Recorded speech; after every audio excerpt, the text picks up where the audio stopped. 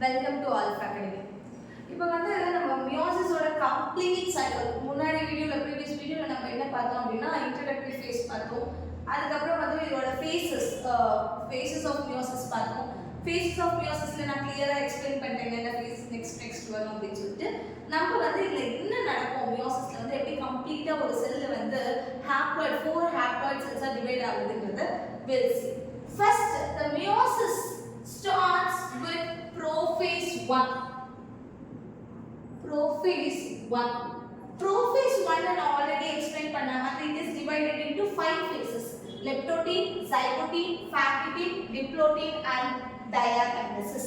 First, leptotene la enna nadakum appadina the centrioles moves towards the center. Anga the start agada rendu centrioles move aga start agum. It moves towards the opposite poles. Ulla enna nadakum appadina the chromatic material starts to condense to form a clear visible structure called chromosome. First chromatic materials ella chromosome ah maarum. Now leptotene நம்ம எப்படி identify பண்ணலாம்? இப்போ ஒரு cell வந்து leptotene ஸ்டேஜ்ல இருக்கு அப்படின்றதுக்கு இன்னும் ஒரு characteristic feature அப்படினா the chromosomes are clearly visible under the microscope. ஒரு மைக்ரோஸ்கோப்ல பாக்கும்போது chromosomes நீட்டா ஃபார்ம் ஆயிட்டு இருந்ததுனா அந்த ஃபேஸ் நம்ம என்ன சொல்லுவோம் அப்படினா leptotene of prophase 1 ன்னு சொல்லுவோம். நெக்ஸ்ட் செகண்ட் ஃபேஸ்க்கு போவோம். செகண்ட் ஸ்டேஜ் ஆஃப் prophase 1 என்ன அப்படினா zygotene. Zygotene னா நல்லா ஞாபகம் வச்சுக்கோங்க. zygote formation எப்படி இருக்கும்? the male and female gametes fuse ஆகுறது அந்த fertilization தான் நம்ம என்ன சொல்லுவோம்? zygote ன்னு சொல்லுவோம். ஓகேவா? fertilization நடந்து முடிஞ்சதுக்கு அப்புறம் தான் நமக்கு zygote வரும்.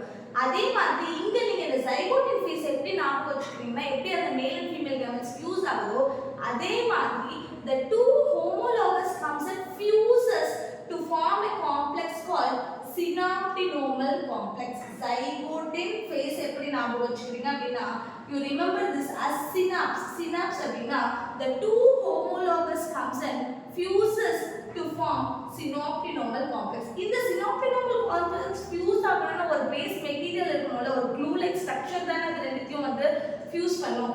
அந்த fuse பண்ற structure என்ன அப்படினா they are rich in protein. The synaptonomal complex is made up of proteinaceous in nature where the homologous chromosomes fused to form the synaptonomal complex.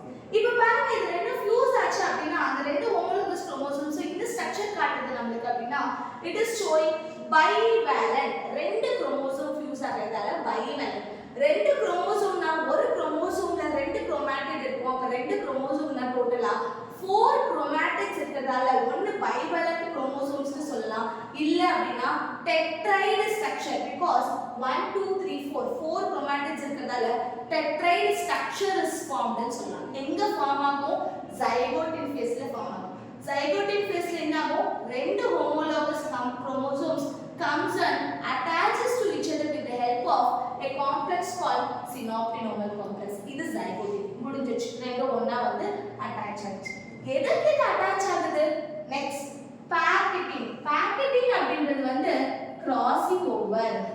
ரெண்டு fuse ஆனது எதுக்கு அப்படினா மியோசிஸ்ல ஒரு characteristic feature என்ன அப்படினா recombination நடக்கும். recombinationனா exchange of genetic material நடக்கும்.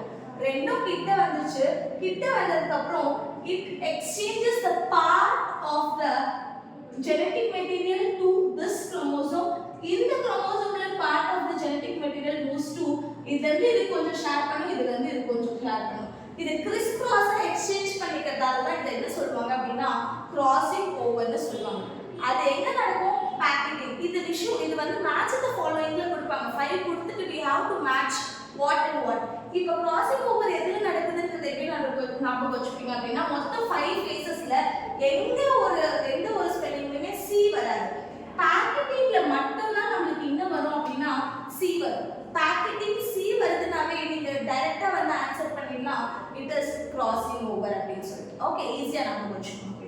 Now next packaging crossover exchange of genetic material நடந்துச்சு. இன்னொரு விஷயம் என்ன அப்படினா அந்த எக்ஸ்சேஞ்ச் ஒரு half the short armல இருந்து ஒரு armல இருந்து இன்னொரு arm cross ஆகுது அப்படினா it is taking so much time. Packaging is longer than leptotene and zygotene. இவங்க ரெண்டு பேரை விட ரொம்ப டைம் டேக்கிங் process யாரு அப்படினா packaging.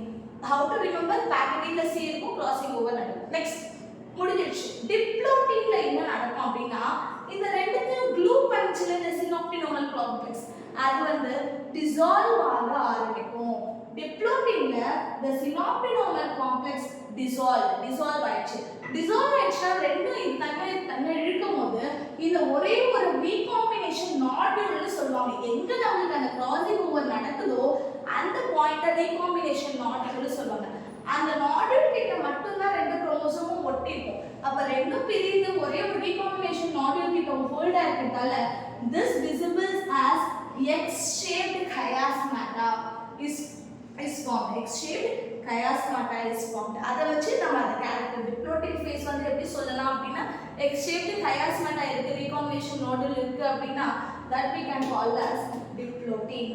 Diplotin இன்னொரு important phase மா diplotin வந்து it can be existed in diplotic phase ல ஒரு vertebrate ஓட oocyte வந்து several years வரைக்கும் கூட இந்த phase ல arrest ஆயிடும் oocytes வந்து primary baby formation அப்பவே நமக்கு அந்த ஓவரியில ஃபார்ம் ஆயிடும் அந்த diplotic phase ல get arrested அப்புறம் எப்ப அந்த puberty attain ஆவறாங்களோ அந்த diplotic phase ல இருந்து next phase போவாங்க அப்ப இந்த diplotic phase ல ஒரு செல் வந்து ஒரு several years வரைக்கும் கூட it can exist in diplotic phase okay this is clear diplotic phase அப்படினாவே நம்ம எதை வச்சு சொல்லலாம் இந்த characteristic feature அப்படினா X-shaped chiasmata எதனால ஃபார்ம் ஆகுது due to the dissolution of synoptinormal complex okay at next stage called diakinesis ல என்ன நடக்கும் அப்படினா the chiasmata disappears and the recombination nodules வந்து terminalize ஆயிடும் அதே மாதிரி அந்த X-shaped chiasmata release ஆயிடும் ரெண்டு chromosomes தனியா பிரிஞ்சிடும்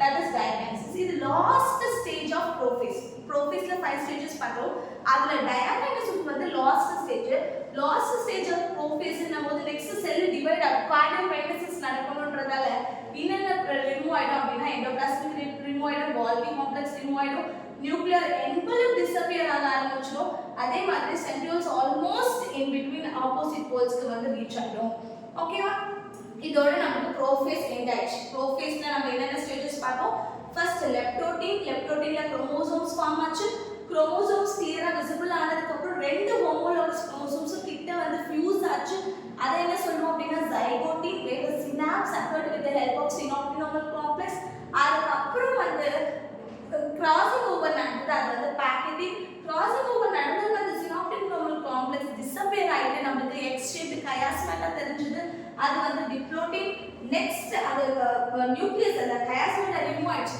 recombination ரிமூவ் ஆயிட்டதால நமக்கு என்ன ஆச்சுன்னா ரெண்டு chromosomes ஃப்ரீ ஆயிடுச்சு அது வந்து diakinesis இதோட prophase 1 end ஆயிடுச்சு nuclear members எல்லாம் disappear ஆயிடுச்சு next we enter into the phase called karyokinesis next phase prophase க்கு அப்புறம் metaphase 1 ல என்ன நடக்கும் அப்படினா the formation of tubules okay microtubules comes arises from the centrioles that gets attached to the metaphasic plate பாருங்க important in the meiosis 1 ல two metaphasic plates are formed இந்த two metaphasic plates நார்மலா ஒன்னு தான ஃபார்ம் ஆகும் மைட்டோசிஸ்லயும் ஒரே ஒரு metaphasic plate தான் ஃபார்ம் ஆகும் இங்க homologous chromosomes எல்லாம் பேரா இருக்கறதால இது ஃபுல்லா இங்க ஒரு homologous chromosome இங்க ஒரு homologous chromosome இங்க ஒரு homologous chromosome இங்க ஒரு homologous இப்படி ரெண்டு பேரா Alice ஆகறதால we can see 1 2 metaphasic plates are formed ஆனா மைட்டோசிஸ்ல நம்ம பார்த்தது ஒரே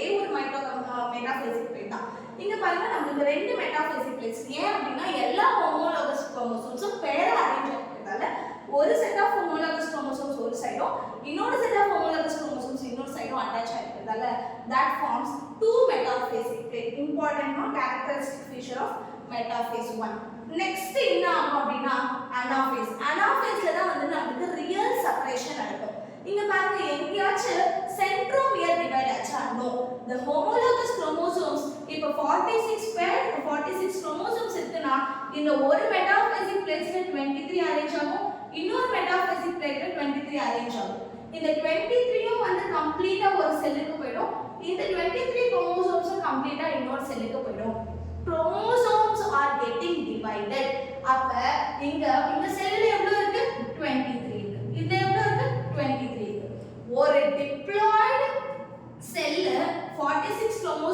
இருக்க diploid cell இப்போ என்னவா டிவைட் ஆயிடுச்சு haploid cells are divided ஆயிடுச்சு where the ploidy is only one set of ஒரு characterக்கு only one set of chromosomes are there இந்த cell வந்து haploid cell இதுவும் haploid cell where if the diploid cell is getting divided into two haploid cells are formed in meiosis 1 இதோட meiosis 1 முடிஞ்சிருச்சு திரும்பி பாருங்க no complete in meiosis 1 முடிஞ்சிருச்சு telophase வந்துச்சு அப்படினாவே reappearance of nuclear membrane வந்துரும் திரும்பியும் formation of endoplasmic reticulum எல்லாமே நடக்கும் ஆனா complete decondensation of chromosome complete chromatin material மாட்டுமான்னு கேட்டா it is not completely decondensed okay எதனால small interkinesis நடந்து முடிஞ்ச உடனே திரும்பி recondense ஆகணும்ன்றதால இந்த cells complete decondensation நடக்காது next now here till here meiosis 1 is completed முடிஞ்ச உடனே என்ன நடக்கும் cytokinesis நடக்கும்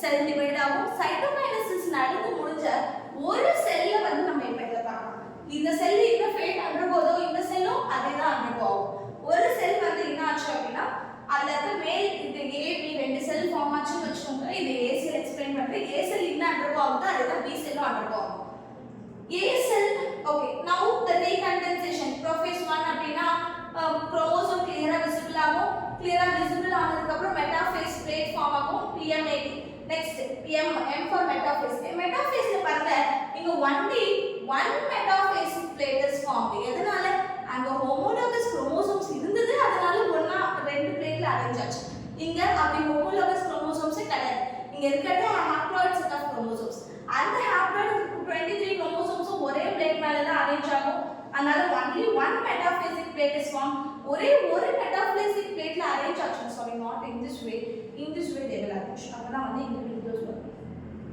ஓகே இப்போ ஒரே ஒரு metaphasic plateல தான் வந்து அரேஞ்ச் ஆயிருக்கு ஒரே ஒரு metaphasic plate அப்படினா இங்க தான் வந்து tubules ஃபார்ம் பண்ணும் இங்க தான் வந்து tubules form பண்ணும் அப்ப இந்த பீரியம் இங்க same as in mitosis division the centromere gets separated in the anaphase 2 the centromere gets divided and the centromere divide ஆகும் homologous chromosome complete chromosomes divide ஆச்சு இங்க chromosomeல இருக்க centromere divide ஆகி ஒரு chromatin material ஒரு செல்லுக்கும் இன்னொரு chromatin material இங்க இன்னொரு செல்லுக்கும் இங்க chromosomes divide ஆயிடுச்சுனா n already இருக்கிறது இது haploid divide ஆயிடுச்சுனா என்ன n/2 ஆ மாறிடும் this is not the cells cannot exist அதனால the centromere gets detached now the haploid into 23 chromosomes நம்ம chromosome எப்படி கால்குலேட் பண்ண சொன்ன based on the centromere இங்க 23 centromeres இருக்கும் 23 chromosomes இருக்குன்னு அர்த்தம் இங்க 23 centromeres 23 chromosomes now the cells get ரெண்டுமே வந்து karyokinesis நடந்து முடிஞ்சிச்சு decondensation occurs as meiosis is completed complete decondensation chromatin material மாறிடும் then the telophase gets ends இது முடிஞ்ச உடனே next என்ன நடக்கும் அப்படினா cytokinesis நடந்து முடிஞ்சிடும் now how many cells are formed from one diploid cell A வந்து இது A cell வெச்சுக்கோங்க already I had given A and B A வந்து எத்தனை செல்லா ஃபார்ம் ஆச்சு 2 செல்லா ஃபார்ம் ஆச்சு B எத்தனை செல் ஃபார்ம் ஆகும் 2 செல் ஃபார்ம் ஆகும் ஒரு diploid cell இருந்து we get 4 haploid cells that is meiosis ஒரு diploid cell இருந்து we will get 4 haploid cells